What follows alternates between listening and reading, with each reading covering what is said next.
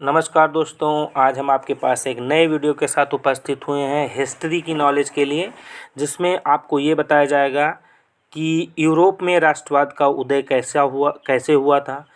फिलहाल ये पार्ट जो है क्लास 10 की बुक का है, यूरोप में राष्ट्रवाद का उदय। इस विषय में आपको कुछ डिटेल बताई जाएगी। फिलहाल हिस्ट्री की चीज़ आपको बताई जा रही है। यदि आप किसी चीज़ की तैयारी कर रहे हैं तो भी आपके लिए बहुत ही खास वीडियो हो सकता है। वीडियो स्टार्ट करने से पहले आशा करता हूं यदि आप इस वीडियो को पहली बार देख रहे हैं या हमारे चैनल पर पहली बार विजिट हुए हैं तो चैनल को सब्सक्राइब कर लें, जिससे आपको आने वाले समय में ऐसी ही जानकारी वाली वीडियो मिलती रहे। वीडियो स्टार्ट करते हैं। यहाँ पर हमने जो पहला प्रश्न लिया है कि यूरोप का मरीज किसे कहा जाता है, तो ऑप्शन है ए तुर्की को, बी मिस्र को, सी यूनान को और डी पोलैंड को। यहाँ पर 4 ऑप्शन है। 4 ऑप्शन में जो हमारा आंसर है वो है ए तुर्की को। यहाँ पर तुर्की को हमने अंडर मार्क कर दिया है कि तुर्की को यूरोप का मरीज कहा जाता है। क्यों कहा जाता है इसकी कुछ डिटेल है, उसको भी मैं आपको इस वीडियो में शेयर करूँगा। फिलहाल ये आपको बता दूँ कि तुर्की जो है वो कहाँ पर स्थित है। तो यह जो तुर्की है ये यूरेशिया में स्थित है। फिलहाल आपने महाद्वीप के नाम सुने होंगे, यूरोप, एशिया ऐसे, बट आपने यूरेशिया नहीं सुना होगा। फिलहाल ये सुना होगा, फिर भी मैं आपको इस वीडियो में शेयर करना चाहता हूँ कि वो जगह जहाँ पर यूरोप और एशिया दोनों का एरिया या क्षेत्रफल मिलता है, एक दूसरे के संपर्क में रहते हैं, उसे यूरेशिया कहते हैं। तो यह यूरेशिया में स्थित है। कहने का मतलब हुआ कि जो तुर्की है उसका कुछ भाग, तुर्की देश का कुछ भाग यूरोप महाद्वीप में आता है तथा अधिकतर जो उसका भाग है वो एशिया महाद्वीप में आता है। तो इन दोनों महाद्वीपों में ये पाया जाता है या इसका क्षेत्रफल फैला हुआ है, इसलिए ये यूरेशिया में स्थित है, ऐसा कहा जाता है। यूरेशिया में पाए जाने की वजह से तुर्की को एशिया का पुल भी कहा जाता है। तो अगर आप किसी चीज़ की तैयारी कर रहे हैं, अगर आपसे पेपर में पूछ लिया जाता है कि एशिया का पुल किसे कहते हैं, तो एशिया के पुल को तुर्की के आगे आप टिक कर देंगे और आपका आंसर एकदम सही होगा। अब बात करते हैं कि तुर्की को एशिया का मरीज कहते क्यों हैं, यूरोप का मरीज कहते क्यों हैं। तो यहाँ पर कुछ चीज़ें हैं कि तुर्की के जो सुल्तान थे वो खुद तुर्की के लोगों पर बहुत अत्याचार करने लगे थे। तो सुल्तानों का अत्याचार इतना बढ़ गया था कि वहाँ के जो लोग थे, जो तुर्क लोग थे, उन्होंने अपनी स्वतंत्रता के लिए आंदोलन करने लगे थे और साम्राज्य का पतन होने लगा था। मतलब चूँकि आप समझ सकते हैं कि जिस देश में खुद सम्राट तुर्की हो और अपने ही लोगों को वो अत्याचार करे, अपने लोगों पर ही अत्याचार करे और उसके लोग उसके खिलाफ़ खड़े हो जाएं, तो फिर उस देश का विनाश निश्चित है। तो वो लोग आंदोलन करने लगे और आंदोलन बढ़ गया। बहुत ज़्यादा बढ़ने की वजह से वहाँ के लोगों की हालत बहुत ही ख़राब हो गई, या आप कह सकते हैं पूरे तुर्क देश की हालत बहुत ख़राब हो गई। और इस ख़राब हालत को देखते हुए इसके संज्ञा दे गई यूरोप का मरीज। तो यूरोप का मरीज तुर्की को इस कंडीशन में कहा जाता है। दूसरा प्रश्न जो है वो है जर्मन राइन राज्य का निर्माण किसने किया है। जर्मन राइन राज्य का निर्माण किसने किया है। यहाँ पर हमारे पास 4 ऑप्शन है। ए है लुई 18वां, बी नेपोलियन बोनापोर्ट, सी नेपोलियन तृतीय और डी बिस्मार्क। यहाँ पर ये 4 ऑप्शन है।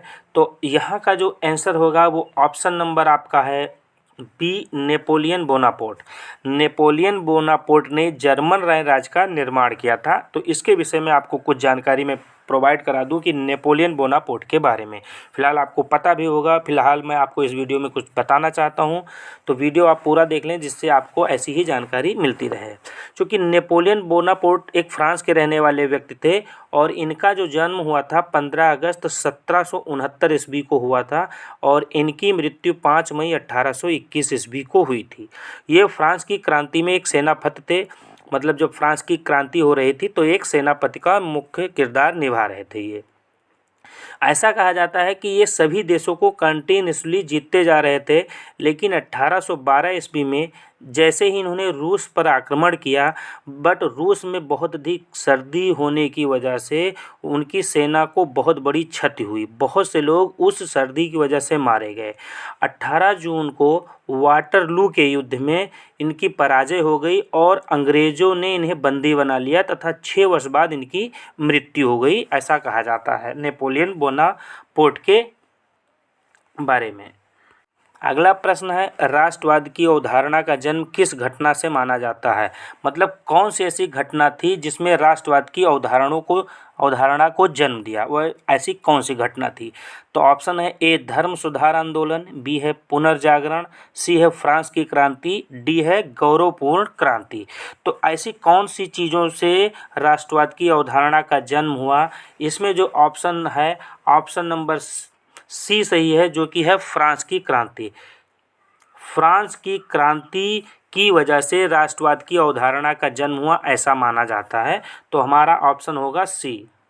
अगला प्रश्न है, गैरीबाल्डी पेशे से क्या था? पेशे से क्या था?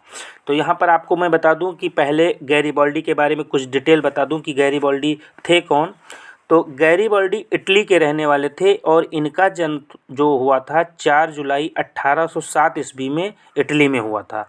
फिलहाल इनके जो पिताजी थे वो पानी के जहाज़ चलाते थे समुद्र में, इस वजह से इनका भी इंटरेस्ट जहाज़ चलाने में था, तो ये खुद की नाव बनाकर उस समुद्र में चलाते रहते थे। फिलहाल तो आपका आंसर तो इसमें पता चल गया होगा कि जो इसका आंसर है डी है, चूँकि ये नाविक थे, इनके पिताजी जहाज़ चलाते थे, इसलिए ये भी नाविक बने। बट ये जब नाव चला रहे थे तो उसी बीच सेना से कुछ लोगों से इनकी मुलाकात हो गई और इन्होंने ये सेना में भर्ती हो गए। तो सेना में भर्ती होने पर इनको फिलहाल पहले ये नाविक थे और बाद में ये सेना में भर्ती हो गए और इटली के इतिहास में ये बहुत महत्वपूर्ण भूमिका इन्होंने निभाई थी।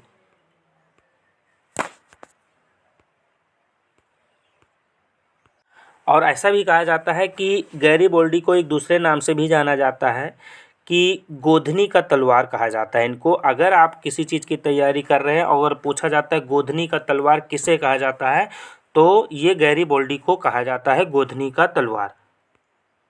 अगला जो प्रश्न है वो है, नेपोलियन संहिता किस वर्ष लागू की गई? नेपोलियन संहिता, तो फिलहाल कुछ चीज़ बता दूं नेपोलियन संहिता है क्या, और उसके विषय में फिर आपको आंसर बताया जाएगा।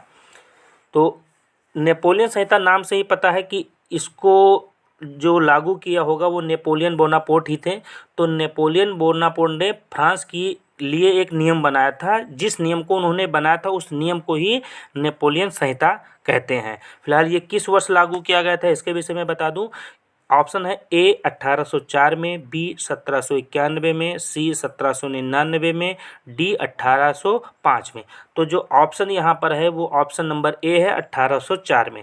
तो जो नेपोलियन संहिता है वो 1804 ईस्वी में लागू की गई थी और इसको जिसको बनाया गया था किसके द्वारा? नेपोलियन बोनापार्ट के द्वारा बनाया गया था इस संहिता को। अगला प्रश्न है, इटली तथा जर्मनी वर्तमान में किस महाद्वीप के अंतर्गत आते हैं? ऑप्शन है ये उत्तरी अमेरिका, बी दक्षिणी अमेरिका, सी यूरोप और डी एशिया। तो फिलहाल इसका जो ऑप्शन है वो ऑप्शन है सी यूरोप। तो अभी जो इटली तथा जर्मनी जो आते हैं वो यूरोप महाद्वीप के अंतर्गत आते हैं। अगला प्रश्न है, फ्रैंकफर्ट की संधि कब हुई थी?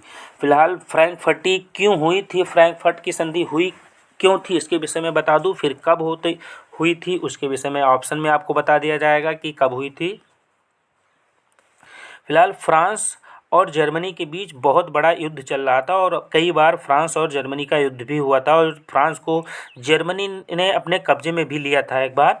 तो जर्मनी में एक किंगडम है प्रसा, तो फ्रांस और प्रसा के बीच एक समझौता हुआ था, उस समझौते को फ्रैंकफर्ट के नाम से जानते हैं और ये समझौता 10 मई 1871 ईस्वी में हुई थी, फ्रैंकफर्ट की संधि। तो ऑप्शन जो आपका यहाँ पर है ए 1864, बी 1866, सी 1871 और डी 1871।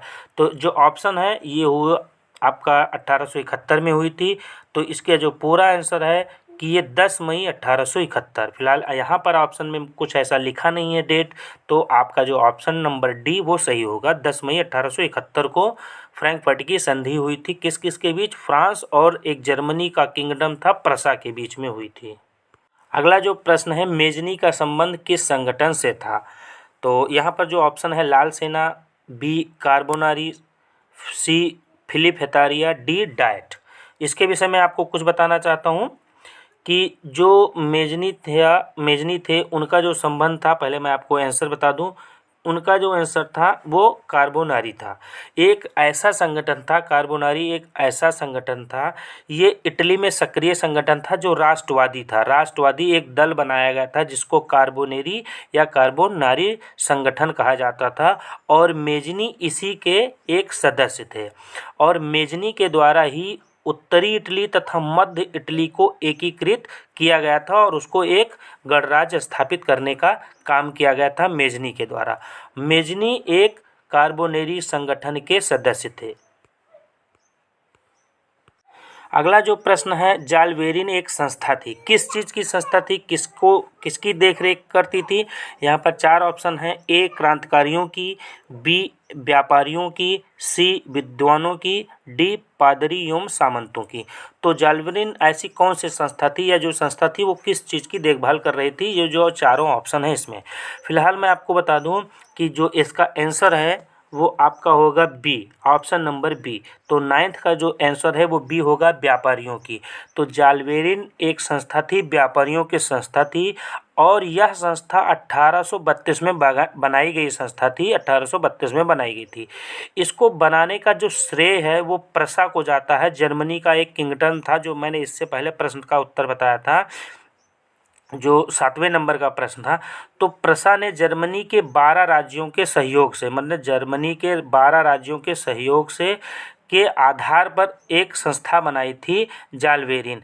ये एक चुंगी टाइप का था। चुंगी मतलब होता है सीमा शुल्क। सीमा शुल्क को वसूलने के लिए व्यापारियों के द्वारा उसी के संबंध में ये संस्था बनाई गई थी, जालबेरिन संस्था बनाई गई थी। आखिरी जो प्रश्न है हमारा 10वें नंबर का, ओटो को कहाँ का राजा घोषित किया गया? फिलहाल ओटो का जो पूरा नाम था वो था ओटो वान विटलेसबर्ग भी उनको कहा जाता था, ओटो वान विटलेसबर्ग भी कहा जाता था। और इनको राजा घोषित किया गया था, जो हमारा यहाँ पर ऑप्शन है, ए रूस, बी यूनान, सी फ्रांस और डी जर्मनी।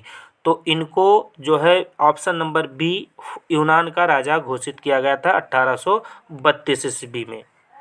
आशा करता हूँ कि वीडियो आपको अच्छा लगा होगा। ऐसी ही जानकारी के लिए आप हमारे चैनल को सब्सक्राइब कर सकते हैं, जिसमें आपको ऐसी ही वीडियो मिलती रहेगी। धन्यवाद।